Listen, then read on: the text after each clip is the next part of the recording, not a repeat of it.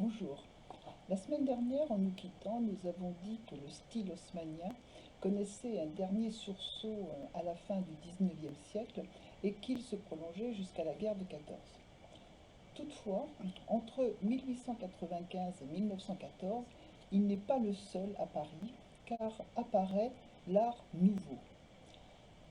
Hector Guimard a été fort impressionné par ce qu'il a vu à Bruxelles et il va construire, rue La Fontaine dans le 16e arrondissement, le Castel Béranger, que vous pouvez toujours voir, et qui sera le premier bâtiment, le premier immeuble Art Nouveau construit en France.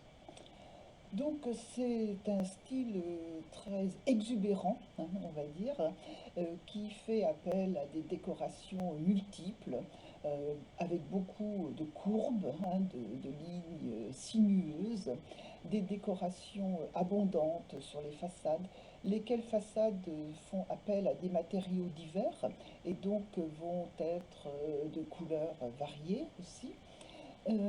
Les décors sont des fleurs, des fruits, des animaux, tout en courbe.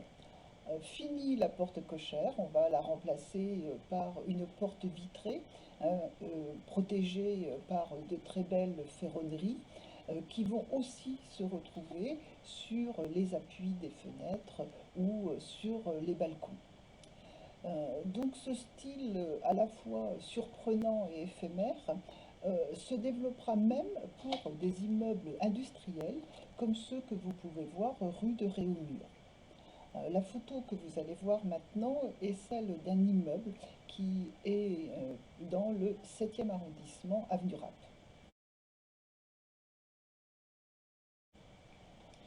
Après la guerre de 1914, la construction va reprendre à partir des années 1920 et ce style Art Nouveau qui avait été beaucoup critiqué pour son exubérance va faire place au style Art déco.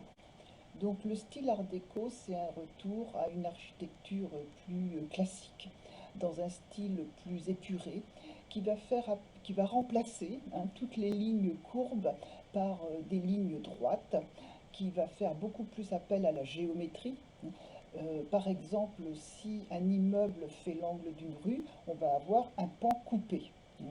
Et les décors ne sont pas absents des façades, mais ce sont des décors plutôt géométriques où, lorsqu'ils représentent des fleurs ou des fruits, ce seront les lignes droites qui vont être appelées à la rescousse. Euh, il y a des bas-reliefs ou des motifs en fer aussi sur les façades. Les façades, parfois aussi, ne sont plus construites en pierre, mais en béton armé. Euh, on peut voir beaucoup d'immeubles de ce genre dans par exemple le 7e et le 16e arrondissement. La crise de 1929 va avoir des répercussions évidemment sur les constructions, hein. Il va falloir réduire le coût des constructions et on va commencer à utiliser le béton à la place de la pierre. Et on va simplifier, hein, les constructions, plus de décoration sur les façades. Tout ce qui est esthétique va être sacrifié pour l'économique, le pratique et le logique. Euh, Toutefois, cette période entre les deux guerres n'est pas pauvre, hein, du point de vue architectural, puisque c'est à cette époque que Walter Gropius crée le Bauhaus en Allemagne et que vient de Suisse le Corbusier. Ils vont être à l'origine de ce qu'on va appeler en architecture le mouvement moderne, qui donnera lieu ensuite au style international. Le Corbusier va décrire 5 règles correspondant aux bâtiments de ce style moderne. Il s'agit d'avoir une façade dépourvue de décoration, hein, le rez-de-chaussée sur pilotis afin de faciliter la circulation, notamment entre les espaces verts qu'on attend entre les immeubles, Le, le- le plan, hein, sera un plan vraiment dégagé, libre, pour pouvoir aménager librement les intérieurs. Des larges fenêtres horizontales pour diffuser le maximum de lumière et un toit terrasse qui sera un nouvel espace vert. Euh, Le Corbusier a laissé des constructions à Paris, ne serait-ce que déjà l'immeuble où lui-même habita à la fin de sa vie près de la porte Molitor, hein, quasiment en face du Parc des Princes. Mais vous pouvez voir aussi la maison atelier qu'il construisit pour le peintre aux enfants, près du parc Montsouris, et tout près de là aussi, dans la cité universitaire, le pavillon de la Suisse. Dans le 13e arrondissement, il reste encore aussi, même si on ne peut pas le visiter, la cité refuge de l'armée du salut. C'est aussi entre les deux guerres que vont apparaître des nouvelles constructions d'immeubles à Paris pour loger à des loyers modérés tous les ouvriers.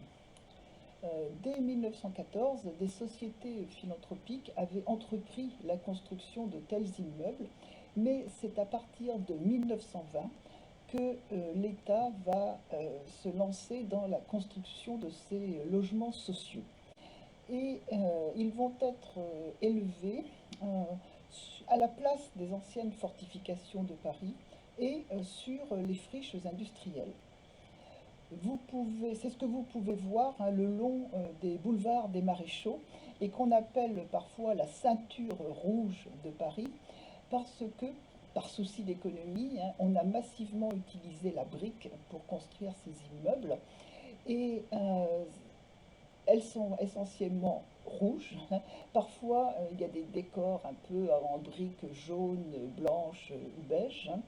Donc, ces habitations à bon marché, HBM, sont construites par lot, hein, parfois de 6 à 7 étages.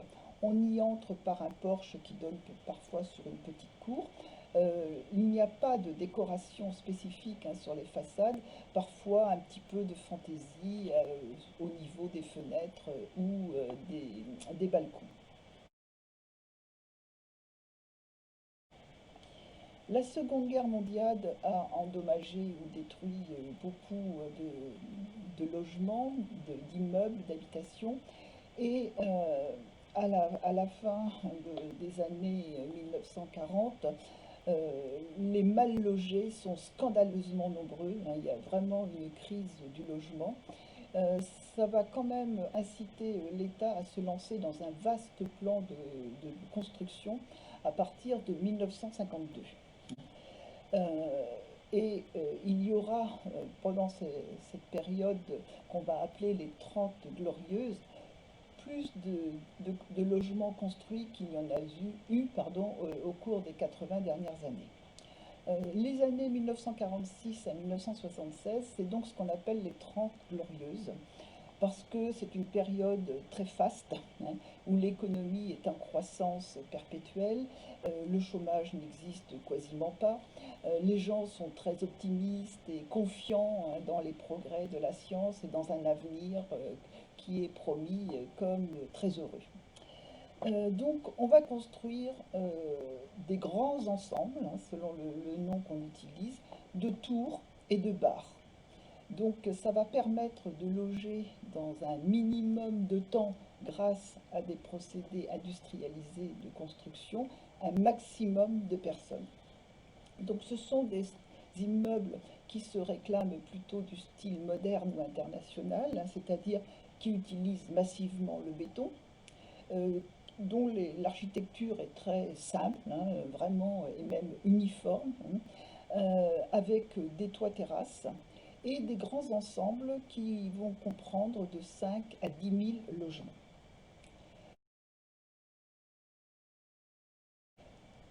Aussi dans cette période, dans les années 1960-1970, on va construire des plus petits immeubles, hein, moins hauts et avec moins de logements, qu'on va appeler des immeubles de standing, Ce sont des immeubles en pierre, parfois recouverts de marbre même, avec des balcons filants quasiment à tous les étages, dont les appuis sont une espèce de plaques d'acrylique qu'on appelle par exemple comme de l'altuglas, par exemple.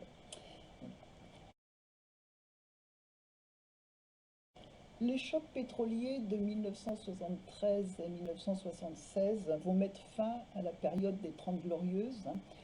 Le rythme de croissance ralentit, le chômage apparaît et très modestement, l'efficacité énergétique des bâtiments va commencer à être un peu étudiée. Donc l'architecture euh, devient moins monotone. C'est ce qu'on va appeler la période de transition qui va aller de 1976 à 1990. Les architectes revisitent, on va dire, des styles anciens, le modernisme, ils vont faire du néo-haussmannien ou du néo-classique. Vous pouvez voir par exemple la place de Catalogne, derrière la gare Montparnasse, qui a été entièrement conçue par l'architecte Ricardo Bofill.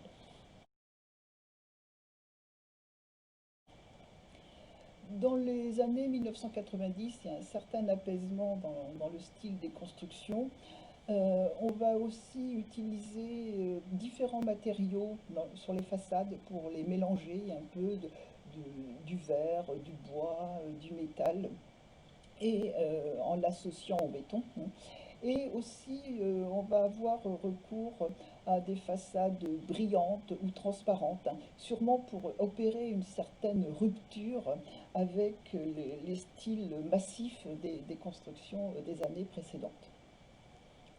Le souci permanent et encore actuel de Paris, c'est à la fois le manque de logements et la réticence à construire en hauteur. On a toujours peur que ces grands immeubles mettent à mal la sacro-sainte harmonie haussmannienne, ce style qui demeure très très prégnant dans la capitale. Et ça pose toujours des problèmes pour créer de nouveaux logements.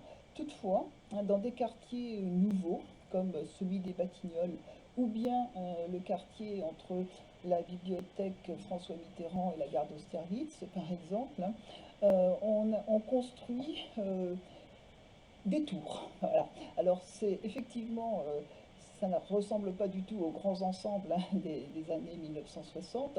On casse le code des bars et des tours grâce à des immeubles très différenciés, variés les uns des autres et souvent originaux.